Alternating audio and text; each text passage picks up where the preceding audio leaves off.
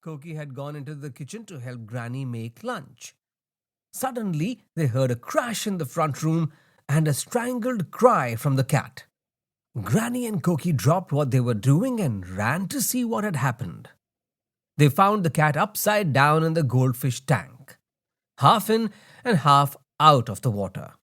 It had climbed up the stand, but had been unable to balance itself on the edge of the tank and had fallen in. The tank was half empty, and two goldfish lay on the carpet, flopping about helplessly. Koki got the cat out of the tank with some difficulty. It showed no gratitude and fled from the house, growling in shock and anger. It wouldn't be back for some time. But Granny had lost two goldfish, and now only three remained in the tank. So the next day, when they visited the Mussoorie Mall, they bought three new goldfish.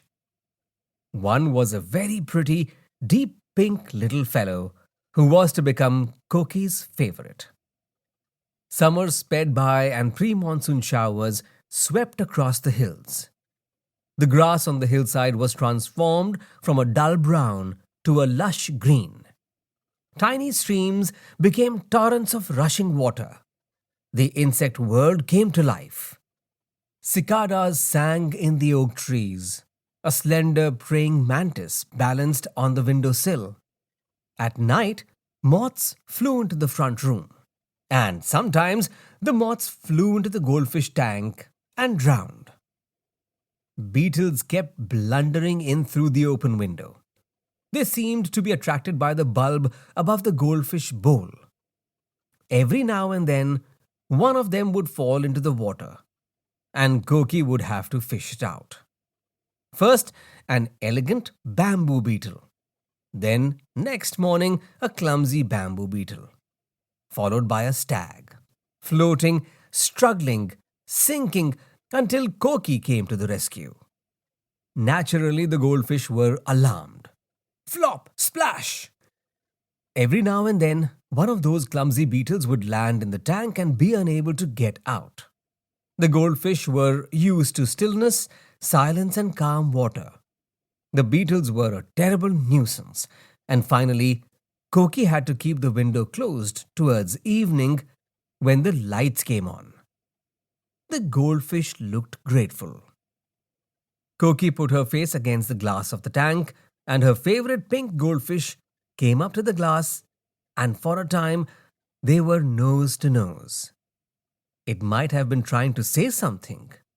Who knows? Then came a dog that didn't bark.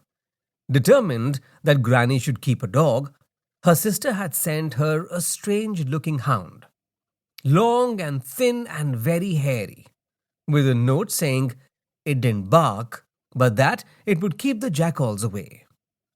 The dog stayed with them for 3 days without barking. When it spotted squirrels, it whined a little and tried to chase them. And when it saw the cat, it growled and tried to look menacing.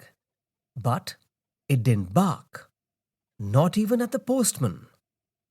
Then, early one night as the full moon came over the mountain, the dog raised his head and let out the most dreadful howl.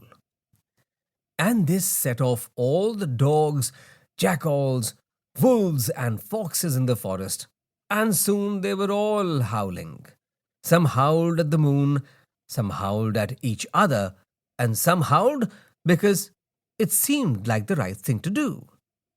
This went on for about 10 minutes and then it stopped just as suddenly as it started. The moon disappeared behind a cloud and fell silent. All the animals fell asleep. The goldfish didn't seem to mind at all.